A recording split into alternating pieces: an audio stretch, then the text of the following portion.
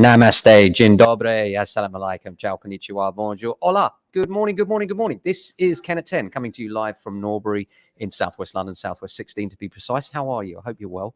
As usual, we're here to talk to you about property because it's what we do. And we're based in Norbury, which is between Streatham and Croydon.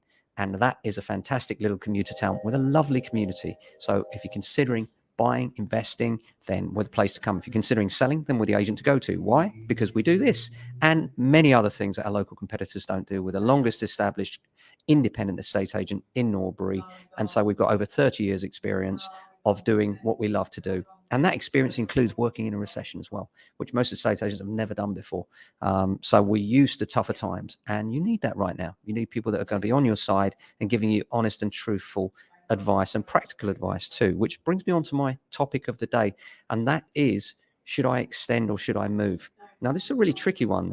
Many people are in this dilemma, and all the time, virtually every day, somebody calls me and says, Ken, you may remember you sold me this property on so-and-so road, and I'm wondering, I'm just thinking about doing a loft extension or a rear extension, and it normally amounts to pretty much the same thing. They're either going up in the loft, and that loft extension comprises of one very big bedroom or two not so big bedrooms and an ensuite bathroom in one, or a rear extension island kitchen, and of course the bifold doors, which are the avocado kitchen of today, aren't they? Everybody's got bifold doors. I wonder at some point if we're going to look back and say, oh yeah, back in the 20s when they used to do that funny bifold door thing, and there'll be another solution then which will no doubt be better, like a garage shutter coming up out of glass maybe, I don't know, but there'll be something that will replace it eventually.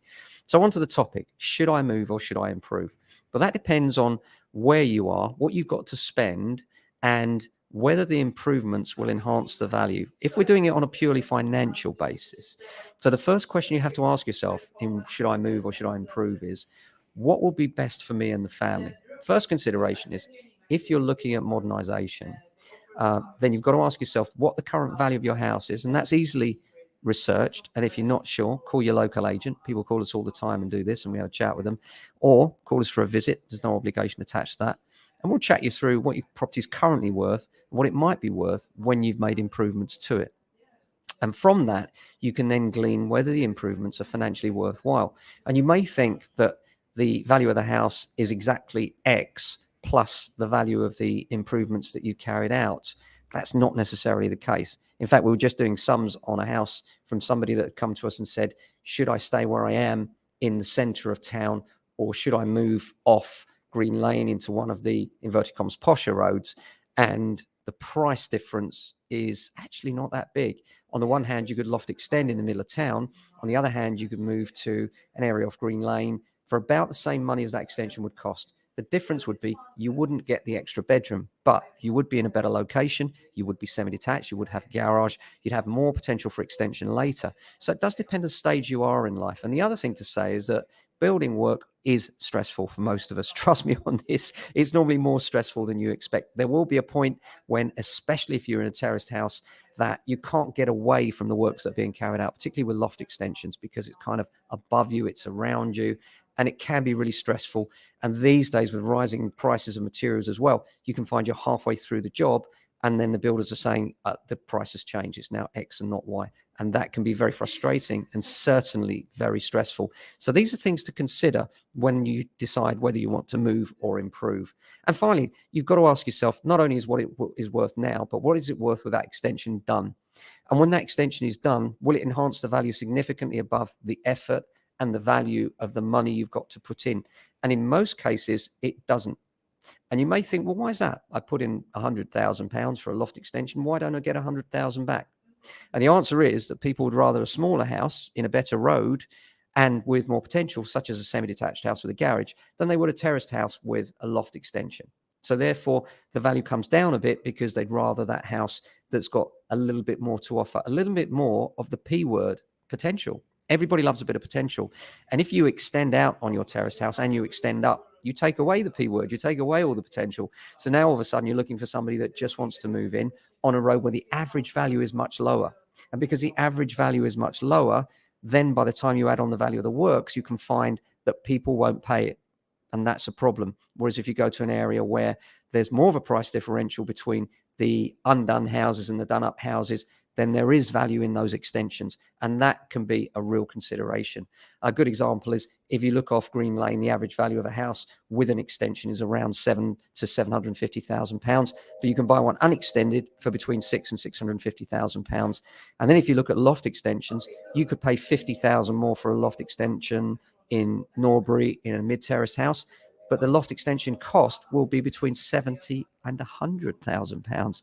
So you really have got to think carefully as to whether the extension is the right thing to do. And it may well be. I always say to people when they say to me, Ken, we're going to do this, how much? What does it add to the value of my house? I ask them the question, who are you doing this for? Are you doing it for me as an estate agent so that you'll help me sell it for a better price?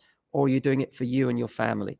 And if you're doing it for you and your family and you're going to stay there 10 years plus, frankly, it comes out in the wash. Where it's more of a consideration is if you're thinking of selling within the next 3 to 5 years. Because remember, the extension itself will take probably 3 to 6 months if you're lucky, and then it will take a year off your life with the stress. Do you want all that? Does it justify it for the 4 years remaining that you're going to be there? And then when you come to sell it, you'll get your money back, maybe, probably not quite. So it really is a consideration and a difficult one, but it's one best taken under advice. Best thing you can do is, number one, look at comparable evidence. Look at the extended ones on your street and what price they achieved. Look at what you're worth now and what you would be worth, and then the difference between those two figures. And does it make enough difference to make this project viable? Bearing in mind that whatever you've been quoted, it will go up. Chances are it will go up in one sense or another. Most people, for instance, when they're doing a loft extension, go for a first fixed quotation. This means just a basic shell. And then later on, they'll come in to get the bathroom plumbed in and everything else. The problem is bathrooms are expensive, and none of us want the basic bathroom, do we? We want the flashy one. We want the posh one, and that costs more money. And so all of a sudden, what was a budget for a bathroom of 5,000 turns into maybe 20,000 or 25,000, adding to the value of that loft extension and taking away from the difference between the price you are now and where you will be when the works is done. So a really difficult choice. And it really is a case of a lot of people right now are in that position. I'm finding, should I extend? Should I move? A tricky one. Nearly always when you're in a terraced house and you can get to a better house, the difference is around 100,000. You could buy a better house and a better road for that. Can you live with a 3-bedroom still? Well, that depends on your family, your life stage, how much you value that extra space and how quickly you need it. So really difficult decisions. You need to do the numbers, work it out on paper. Speak to an independent financial advisor. Make sure you've got good advice. If you don't know one, get in touch with us. We'll put you in touch with one so you can balance out the numbers.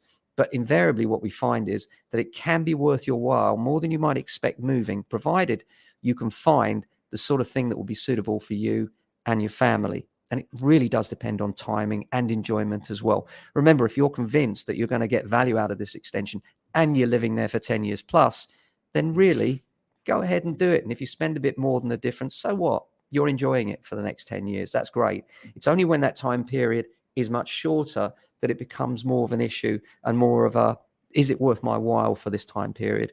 Because especially with children, they grow up so quickly. 1 minute, they're 12 and they're at secondary school. The next minute, they're 16, they're in sixth form, which could be anywhere. And then they're at uni. And then you may never see them again. They may go and live somewhere else. So really difficult considerations for families, I know. Nobody can see the future. But what you can do is have a best guess at where it might be. The other thing to say about extensions is, especially if you're creating a big one, think about future-proofing it. So for instance, if it is your forever home, think about putting a bathroom on the ground floor. Think about how it might accommodate you in later life if you lose your mobility, because so often we find people are moving for that reason. And if you build that into your plans now, you may be able to stay in the home that you love forever, or certainly for longer. So I hope that's helpful for you. Just about to do the week's podcast, and we're talking there about the difference between Labour and Conservative policies in housing and what impact that might have on the market.